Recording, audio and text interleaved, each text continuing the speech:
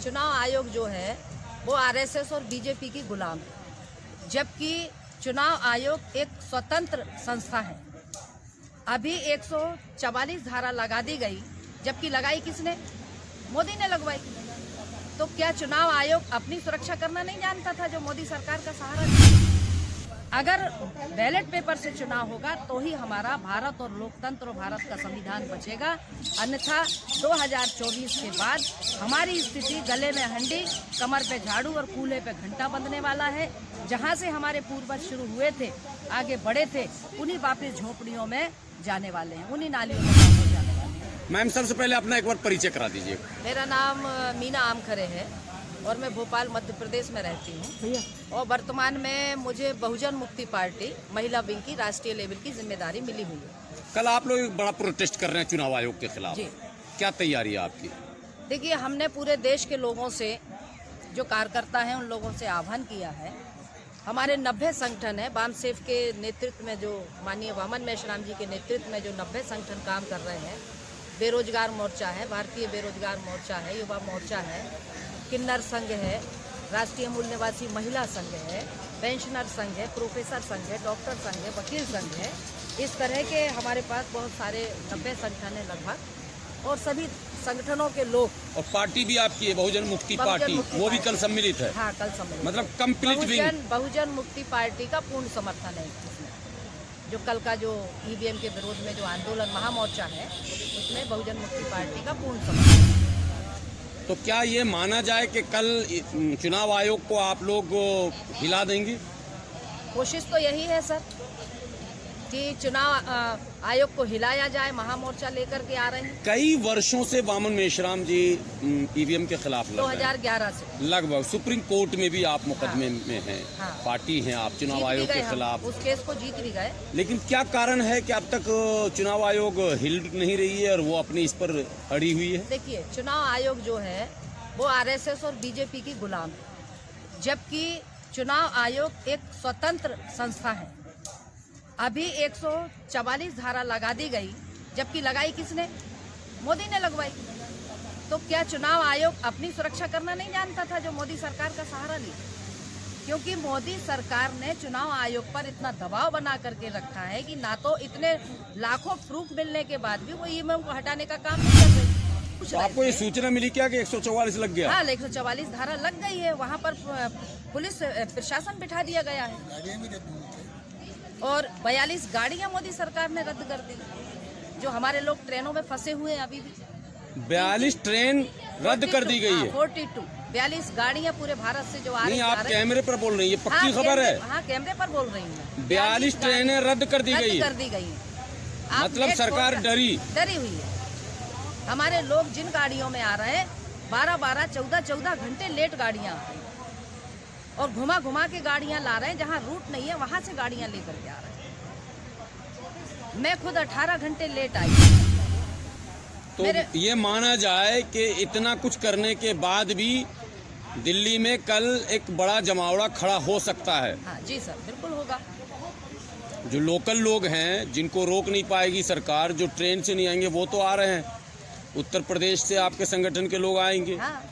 बगैर ट्रेन वाले दिल्ली के लोग रहेंगे। 31 राज्यों से हमारे लोग निकल चुके हैं दिल्ली के लिए 4 व्हीलर से। तो कल वामन मेश्राम जी भी रहेंगे? बिल्कुल, वामन मेश्राम साहब रहेंगे, सारे पदाधिकारी भी रहेंगे। हमारे जो प्रवेंद्र प्रताप साहब रहेंगे, राष्ट्रीय अध्यक्ष हैं बहुजन मुक्ति पार्टी के, वो रहेंगे, जो हम पूर्ण समर्थन में हैं।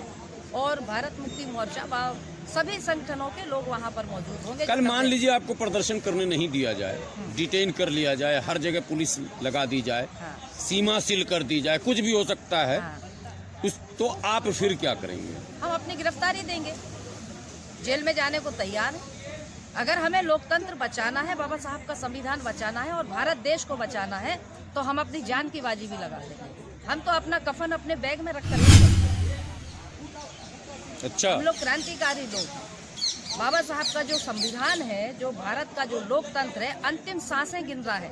2024 में यदि ईवीएम से भारत की सरकार, मोदी सरकार चुनाव करवाती है, निर्वाचन आयोग जो भारत निर्वाचन आयोग है, 2024 में ईवीएम से चुनाव होता है, तो भारत का संविधान खत्म हो जाएगा, लोकतंत्र खत्म हो जाएगा और ये लोग हिंदू राष्ट्र घोषित कर देंगे और पूरे देश की नागरिकता, जो हमारे लोग हैं उनकी नागरिकता भी समाप्त होने वाली है। इतना दुष्परिणाम आने वाले समय में आने वाला है।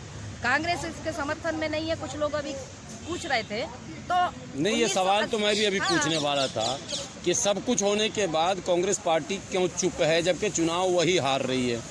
कांग्रेस पार्टी इसलिए चुप है कि 1980 में इंदिरा गांधी ईवीएम को लेकर के आई, 1982 में उसको मतलब ओके किया, 1984 में उसको हरी झंडी दी, 2004 में कांग्रेस ने ईवीएम में घोटाला करके चुनाव जीता, जिसके विरोध में जो आज ईवीएम के समर्थक हैं, लाल कृष्ण आडवाणी है, सुषमा स्वराज है, सुब्रमण्यम स्वामी है, प्रकाश खरात है, ये अपने लालू जी हैं, ऐसे बहुत सारे 10-11 लीडर बीजेपी और उसके लीडर हाई कोर्ट में गए और हाई कोर्ट में अपील मतलब पीठासीन दायर करी। फिर 2011 में पीठासीन दायर करी। 8 अक्टूबर 2013 को माननीय सुप्रीम कोर्ट ने ये डिसीजन दिया कि ईवीएम से पारदर्शी चुनाव नहीं हो सकते और ईवीएम से चुनाव ना करवाए जाएं। हमारे जो लोग हैं जो ये उठा रहे हैं कि नहीं वो नहीं हट सकती, तो माननीय सुप्रीम कोर्ट की अवहेलना हो रही है।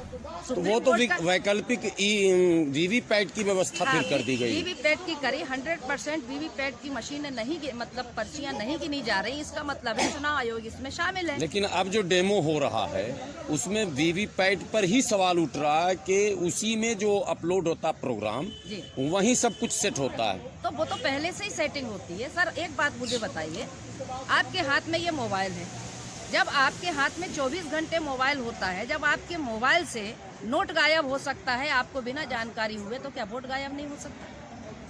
जब चंद्रयान, जो हम धरती पर खड़े हैं और लाखों किलोमीटर ऊपर आसमान में चंद्रयान गया है, तो क्या वो गया है, चंद्रयान गया है, जब एक रिमोट से चंद्रयान कंट्रोल हो सकता है तो क्या ईवीएम कंट्रोल नहीं हो सकता? भारत सरकार, तो कुल मिलाकर आप लोग बैलेट पेपर पढ़ा रहे हैं या वीवीपैट की गिनती पर? बैलेट पेपर पे ही चुनाव होगा। भारत सरकार ये कहती है हमारे पास कर्मचारी नहीं है, क्योंकि उन्होंने केंद्रीय भर्ती बोर्ड पर रोक लगा दी, कर्मचारियों की कमी है। जब नोट गिनने की मशीन डेवलप की जा सकती है तो बैलेट पेपर गिनने की मशीन डेवलप नहीं की जा सकती। अगर बैलेट पेपर से चुनाव होगा तो ही हमारा भारत और लोकतंत्र और भारत का संविधान बचेगा, अन्यथा 2024 के बाद हमारी स्थिति गले में हंडी, कमर पे झाड़ू और कूल्हे पे घंटा बंधने वाला है। जहां से हमारे पूर्वज शुरू हुए थे, आगे बढ़े थे, उन्हीं वापस झोपड़ियों में जाने वाले हैं, उन्हीं नालियों में वापस जाने वाले हैं। अगर अभी भी हमारा भारत का समाज नहीं जागा तो यही स्थिति होने वाली है। और मैं जितने भी सामाजिक, राजनीतिक जितने भी संगठन हैं, मैं उन सब से अपील करना चाहती हूँ कि जंग के मैदान में लड़ने के लिए किसी को निमंत्रण नहीं भेजा जाता, जो योद्धा होता है वो खुद दौड़ा चला आता है। अगर हमें ईवीएम बचाना है तो इस मुहिम में हमको सबको शामिल होना पड़ेगा। ये मात्र माननीय वामन मेश्राम भारत मुक्ति मोर्चा के जो राष्ट्रीय अध्यक्ष हैं, उनने ही ठेका नहीं लेके रखा है ईवीएम और लोकतंत्र बचाने का। हम सबकी जिम्मेदारी है कि हम भारत का लोकतंत्र और भारत का संविधान बचाएं।